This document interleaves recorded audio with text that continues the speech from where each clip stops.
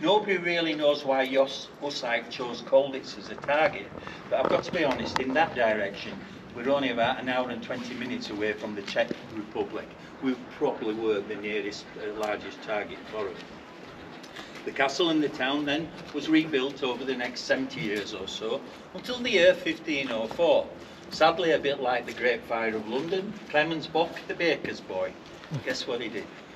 Hello, guten Tag. Hello. Hello. Hello. Clemens Bock, the baker's boy, he forgot to turn the fire out, and sadly the castle burnt down for the second time. So everything you now see going forward is from the year 1506. Certainly from this entrance here, everything through on the left-hand side, as far as the second courtyard, and the building behind me started to be rebuilt and redeveloped. In the middle of the 16th century, it actually became a royal residence under August I and his wife, Princess Anne of Denmark. And that's one of the reasons why I like to stand here, because that is actually their dual coat of arms. On the left-hand side with the crossed swords is for the state of Saxony, and the one on the right-hand side is for Princess Anne of Denmark. That dual coat of arms has stood above that archway since 1574. Hallo. Ich bin arbeiten, was ist los?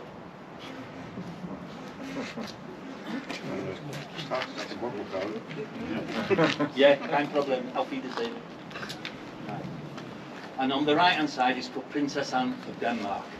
That dual coat of arms, as I said, stood above that archway since 1574. It was actually cleaned up about 25 years ago. It would have been predominantly painted gold with a little bit of white, red and blue in it, which would have been very typical for European coat of arms. But nonetheless, I still think it is in quite really good condition for this period of time. On their demise, their daughter-in-law, Princess Sophia of Brandenburg, took control. Sadly, her husband Christian I died very early in the marriage, but nonetheless, she left a mark on the town of Colditz. The high school's named after her, the market square, a couple of shops and a couple of streets still remember Princess Sophia of Brandenburg. But this is where I get to tell you, Colditz has been many, many things in its history, other than a famous prisoner of war camp and a royal residence. It was one of Germany's very first mental institutions back in 1829. It's been a prison, it's been a hospital, it's been a workhouse, it's been an old people's home, it's been a children's home. It was also a concentration camp for anybody who was considered to be anti-fascist between the years of 1933 to 1934. Don't forget, these would have been typical Germans. There was, in fact, 2,388 of them. And actually, with the exception of 2, nobody knows what happened to the rest. So Hitler had already started when he came to power in March 1933. Before we enter the first courtyard, which was the German side during the Second World War, I just want to point out Colditz was never painted white back in 1939. It was a dour, grey, very formidable building, and it stands on 30 metres of solid rock. Probably another good reason why Colditz was chosen to be a prisoner of war camp. Somebody mentioned they remember the television series, yes? Yeah, Do you know where it was actually filmed? Not here. No, it wasn't here, spot on. I don't know. No idea? No. Would you like a guess? Or you were that young? Yeah, that's all right. Any ideas? Pinewood Studio? No, the No. black and white film was done at Pinewood. It was BBC Television Centre or Elstree Studios of Pebble Mill at One. But the actual shots of the castle was done in Stirling. Yeah.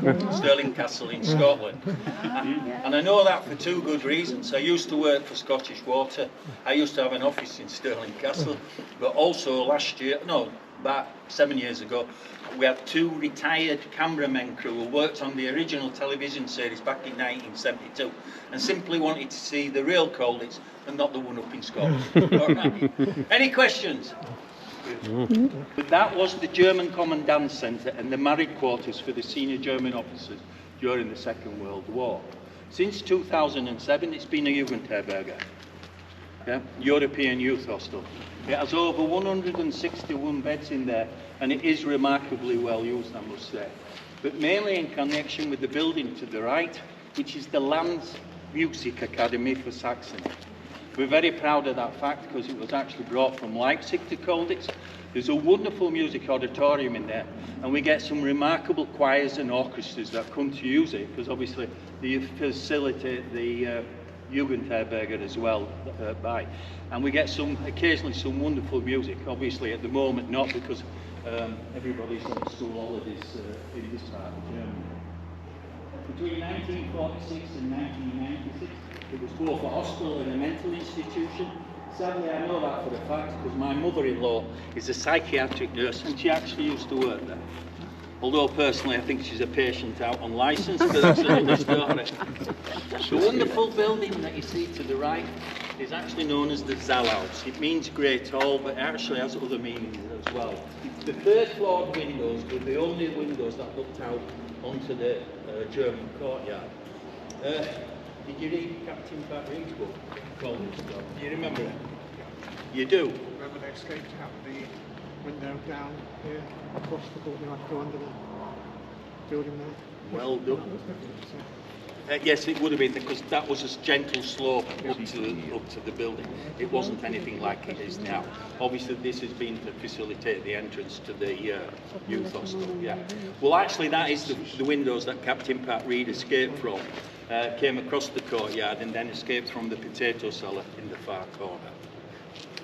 The reason I also mentioned that is there used to be the German fiction stretch across there. You can see the original roof line. That was demolished in 2006, and we discovered the foundations to a Pferdeschwemmer. It's all right, Germans don't know what it means neither. Pferdeschwemmer? No. Pferdeschwemmer. A bath? Swimming pool. Not quite, but you're around the... Pferde means horse, Schwemmer means still water, but actually it's Norse wash or a Norse bath. And certainly when Colditz was a royal residence back in the 16th, 17th and 18th century, there would be Royalums in the Tiergarten. It simply means the animal park. When the horses came back, they would have either been washed down or cooled down, because these two buildings would have been the stables then. All right? Any questions? No? Harry Neave was the very first British officer to successfully escape from Colditz on the 5th of January 1942, along with the Dutch lieutenant, Lieutenant Luteen. And it's a good job he took Lieutenant Luteen with him, and I'll explain why. They actually escaped from the theatre, and not Captain Pat Reed in the black and white film.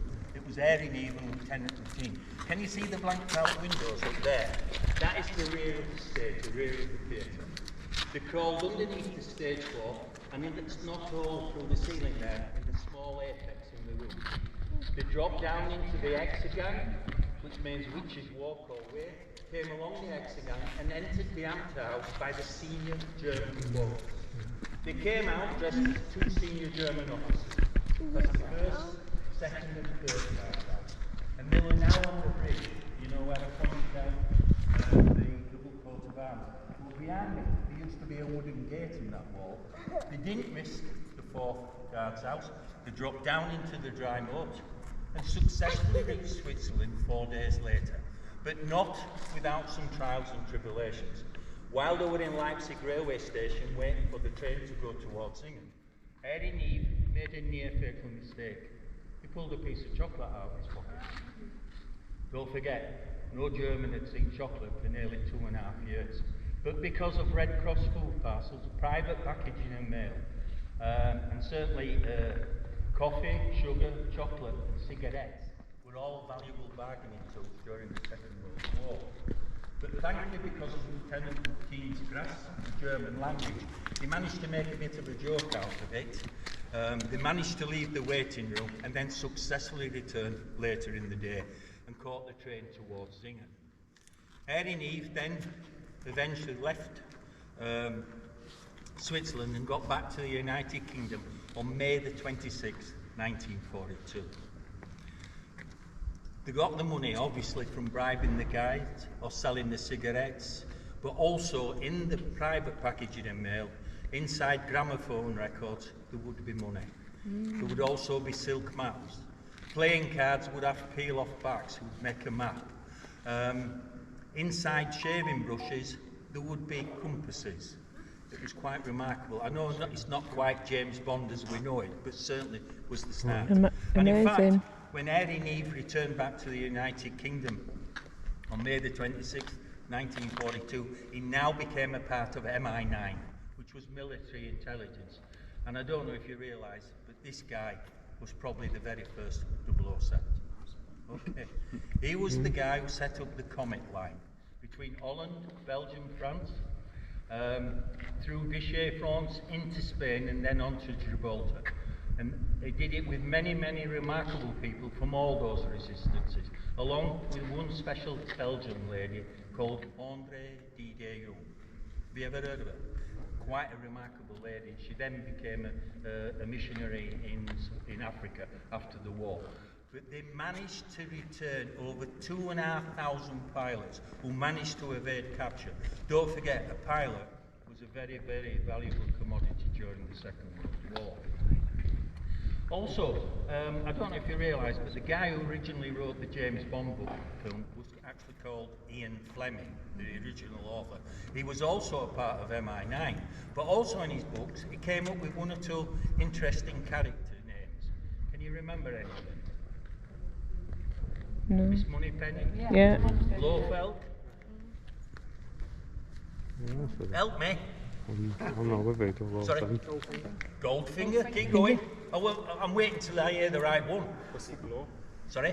Pussy Galore. Pussy Galore, but it's still not the right one. What did they call the boss? M. Correct. Yeah. And what was his mate called? Q. Q. Thank God we got there eventually. But can you remember who the original Q was? Oh, A tall Welsh guy with white hair. yeah. Oh yeah, I can see him, but I can't think of his name. No? Desmond Llewellyn. That's it. And do you know what the two unique things about him was? No. He was a prisoner in Colditz during the Second World War. Wow. And also, he was the most poorly paid actor. He appeared in 17 films, and he never made a penny. No. Because he could never remember his lines. He actually wrote them on his hands and then produced the line. You can see it in his film, and also I've had one or two actors and actresses who've been to visit Colditz, and I've obviously said the story is he never signed a contract, so he only got paid on hourly rate. His own bloody fault, but never mind. Yeah.